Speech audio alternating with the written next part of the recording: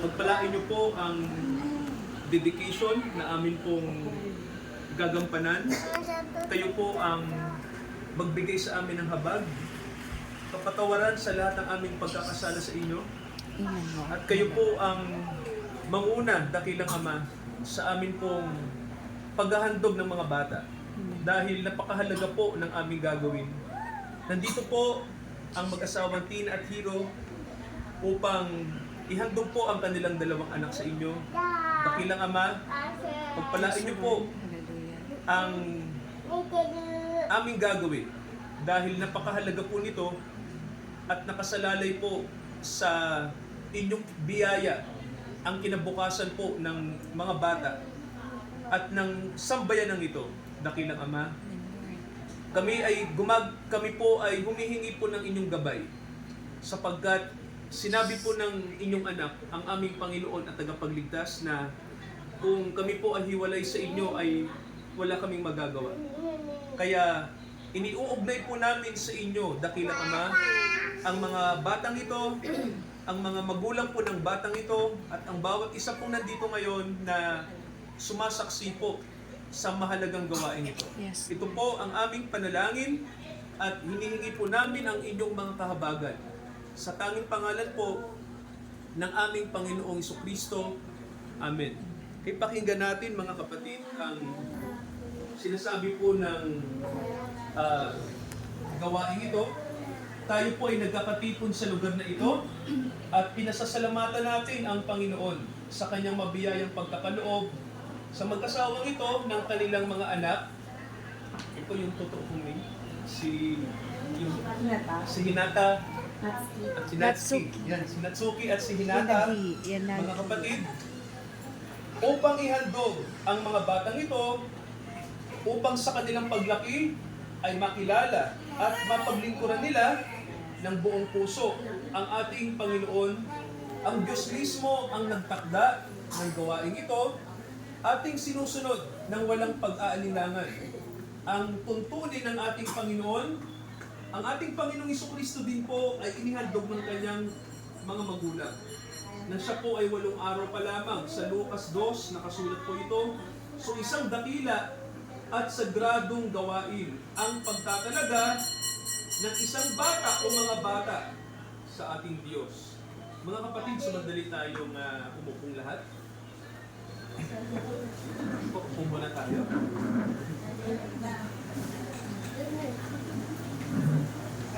Bago po natin na formal na italaga sa Diyos, no, itong mga bata po, no, na anak nila Tina at Hiro. So una po sa lahat mga kapatid ay bigyang daan natin ano yung sinasabi po ng salita ng Diyos. Siguro kung maita-translate ni Tina to, no, sa kanyang mister, yung kahit kaunting insights, no, sa Japanese, yung sinasabi po ng salita ng Diyos. Buddhist ba siya? Buddhist. Okay. So, ano po, no, may sinasabi po, no, sa Biblia mga kapatid, no, na kahalagahan po ng pagkaalam, no, sa tunay na Diyos. So, ito po, dahil ang mga bata po, ito po ang nakasulat sa Genesis, no, yung paglalang sa tao. So, sabi po rito, basahin ko po yung Genesis chapter 1. Ang sabi po, nakalagay po rito sa okay, paano ba nagkaroon ng tao sa mundo? So sabi po rito sa Genesis 1:26, ang sabi ng Diyos, lalangin natin ang tao ayon sa ating larawan, ayon sa ating wangis, at siya'y magkaroon ng kapangyarihan sa lahat ng bagay, sa bawat may buhay sa mundo. Anumang bagay sa mundo ay ang tao ang siyang mangunguna sa kanila. So, ito po yung mga kapatid, no, yung magandang sinabi ng Diyos sa tao. So, ano po kasi, 'di ba sa sa ating mga iginagalang ng mga kaibigan, no, sa Buddhist tradition, may mga pananaw na ang tao ay pwedeng mag-elevate na maging Diyos. Kung magigilang siyang masikap na pakabanalin yung kanyang sarili, no? May ganun pong pananaw, no, sa Buddhist tradition. So, Sabi nga ng mga ibang kaibigan natin ng mga Buddhist na hindi mo kailangan ng Diyos. No? Ang kailangan mo, magsikap ka para maging tulad ka sa Diyos. So, ganon. Pero mga kapatid, no, mayroon ding nakasulat sa Biblia na may pinanggalingan ang tao. No? Sabi nga po, hindi mo kailangan paka-Diyos, no? Para ikaw ay, sabi nga para ikaw ay magkaroon ng kapayapaan o kasaganaan. No? Alam niyo po, kaya may relihiyon, ako naniniwala ang mga kapatid, no, ang purpose ng religion is maging mabuti ang tao. Amen po ba? So, para maging mabuti tayo, kaya nga may relihiyon. Pero ang tanong sa atin, no, ilang porsyento sa pamamagitan ng relihiyon, ang mundo natin ay naging mabuti? Sa palagay niyo po, mga ilang porsyento po? No? Na ang mundo natin puno ng karahasan, puno ng pagpatay, puno ng korupsyon. So, sa tingin niyo po, ilang porsyento ang naitutulong ng relihiyon sa ating kultura, sa lipunan na ating ginagalawan? Sa palagay niyo po, mga kapatid, mayroon bang tulong kahit paano? Meron. Okay, kung mayroon man, sa palagay niyo po, ilang porsyento? Yan lang. 100, no? So, mabuti positibo kayo, no? Ibig sabihin, mga kapatid, mahalaga ang relihiyon, no? Para sa atin, mahalaga siya. Kasi po, kung aalisin natin ang relihiyon, ano nang mangyayari? Di ba? So, tingin ko hindi magiging magandang lipunan kasi sa totoo lang po, kaya may relihiyon kasi ang tao ay relihiyoso. Tama ho ba? Ang tao po ay religious. Totoo yun, mga kapatid, no? Kahit may mga tao na sinasabi nila anti-religious kami, no? So, pastor, no, huwag kang magsabi ng mga religious na bagay dito kasi di naman kami relihiyoso. So, mga kapatid, kahit sabihin natin yan na ayaw natin sa relihiyon, wala tayong pakialam sa Diyos, etong totoo, deep inside, may nangungusap sa atin, tama ko ba, na kailangan natin ang Diyos o kailangan natin magpakabuti. Meron po ba? Di ba? May nangungusap sa atin, kahit hindi tayo lumaki sa simbahan. Mga kapatid, ako lumaki sa simbahan, pero yung mga nakakasama ko, mga hindi relihiyoso, hindi sila lumaki sa simbahan. May iba dyan, mga dating adik, mga ganon, no? Mga dating pasaway, ganon, na nagbago lang, ganon. So mahalaga po yung ginagawa natin. Inihandog po natin sa tunay na Diyos, no? Itong mga batang ito. So, galing sa Diyos ang mga tao, so ibinabalik natin sila sa Diyos. Amen po ba? So mga kapatid, salamat sa Diyos kasi itong dalawang batang ito ay ihahandog natin sila sa Diyos. Sabi nga, ang tao ay galing sa Diyos, so ibabalik natin sa Diyos yung pagkatao natin. Bigyan ko lang kayo ng idea, mga kapatid, no? Sabi ng Biblia sa atin, may nakasulat po.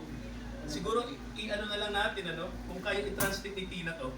So, ang nagpahiwalay sa tao, sa Diyos, no? Kasi dati sabi ng Biblia, magkasama ang Diyos at ang tao, no? May relasyon.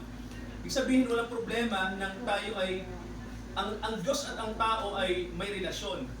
Ang nangyari, mga kapatid, dahil sa kasalanan, sinasabi naman ng ibang kapatid natin sa Buddhism na dahil sa ignorance.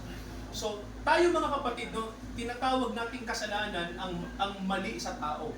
Sa ibang kapatid natin sa Buddhism, ignorance. No? Ang tao ay naging ignorante, o kaya sabihin na po natin yung totoo, ang tao ay naging makasalanan. Kasi sabi ng Biblia, dati magkasama ang Diyos at ang tao. No? Sabi ng Genesis. Ibig sabihin nun, ito yung logic, mga kapatid. Kung magkasama ang Diyos at ang tao, at kung mayroon pong harmony, ang Diyos at ang tao, ganito po yun. Ibig sabihin po, walang namamatay. So, walang nagkakasakit. Ibig sabihin, mga kapatid, pinakikita ng Bible na walang kamatayan. Posible po ba yun na walang kamatayan, hindi natin alam ang death, walang umiiyak dahil nalulungkot tayo kapag may nawawala, walang krimen, lahat ng tao mabuti. Ganon ang tao noong araw nang magkasama pa ang Diyos at ang tao. Yan ang sabi ng Scripture, no? May isang panahon sa mundo na walang crime, walang pagpatay, walang tao na gumagawa ng masama sa kapwa. So maganda ang ugali ng tao noon nang sila ay kasama pa ng Diyos, no? Pero sabi ng Bible, nagkaroon ng divorce, naghiwalay ang Diyos at ang tao kasi ang sabi ng Bible, ang tao ay sumuway sa Diyos. Sabihin nyo nga, mga kapatid, pagsuway. So may ginawa ang tao. No? May ginawa tayo na tayo ang may fault. Kaya po sa mga tao po, no, baka nag-iisip tayo na kung may Diyos, pastor, bakit ang Diyos hinayaan niya lang na maraming mamatay pag lumindol? Bakit bakit pag nagka-tsunami sa Japan? Di ba? Bakit dito sa atin, yung pinakamalakas na bagyo, maraming namamatay? So kung may Diyos, ba't di na ginagawa na pigilan na lang yung masama? So ganon. Alam niyo, di ba, naalala niyo sa Tungko?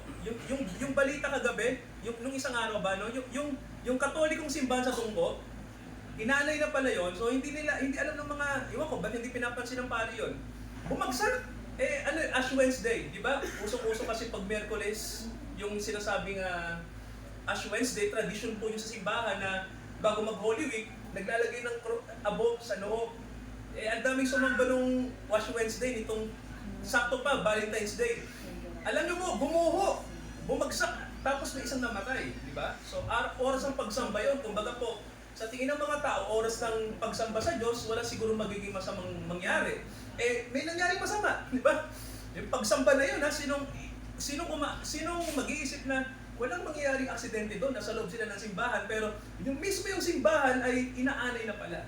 So alam niyo po mga kapatid, alam niyo po may simbolo yun eh. Alam niyo kung ano, ganito lang, no? Di ba sabi ng Bible, nang magkasala ang tao, ang puso natin ay naging corrupt. Sabi ng Biblia po yan, ang puso ng tao ay naging corrupt. So parang anay din yan, sa panglabas na anyo, tayo ay parang mga tao na sibilisado, okay tayo, mabuti tayo. Sa external, okay tayo. Pero yung loob natin, sabi ng Bible, may nakalagay sabi ang puso